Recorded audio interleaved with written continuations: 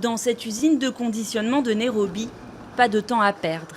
Depuis quelques années, les commandes d'avocats explosent et ce n'est pas près de s'arrêter.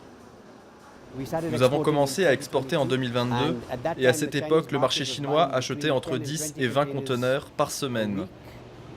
Cette semaine, la Chine en a importé 200, ce qui illustre la croissance enregistrée en 4 ans. Le marché chinois pourrait donc potentiellement atteindre 1000 conteneurs d'ici 2030, soit l'équivalent des importations européennes, alors que la population chinoise est près de 3 fois supérieure à celle de l'Europe. Car Pékin vient d'ouvrir encore plus grand ses portes au marché africain. Depuis le 1er mai, 20 nouveaux pays, dont le Kenya, sont désormais totalement exemptés de droits de douane vers la Chine. Depuis 2024, les 33 pays les moins avancés du continent bénéficiaient déjà de ce tarif zéro. Pékin déroule le tapis rouge aux exportateurs du continent, de quoi inciter les entreprises africaines à opter pour le yuan au détriment du dollar. Si nous facturons en yuan, que les banques acceptent les yuan en règlement et que nous trouvons ensuite un acheteur pour nos yuan, alors ça sera parfait.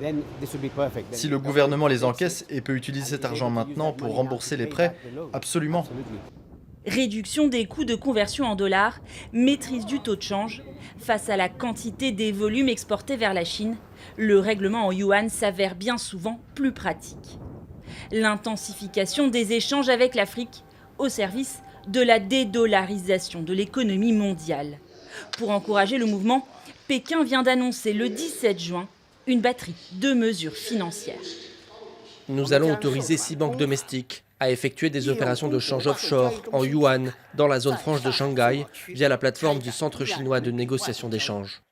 Aujourd'hui, le yuan ne représente que 2% des réserves mondiales de change contre 58% pour le dollar. Pour augmenter ce pourcentage, la Chine entend combler le possible vide laissé par Washington. Depuis son arrivée, Donald Trump menace, lui, de se retirer de l'accord exemptant les pays africains de droits de douane américains.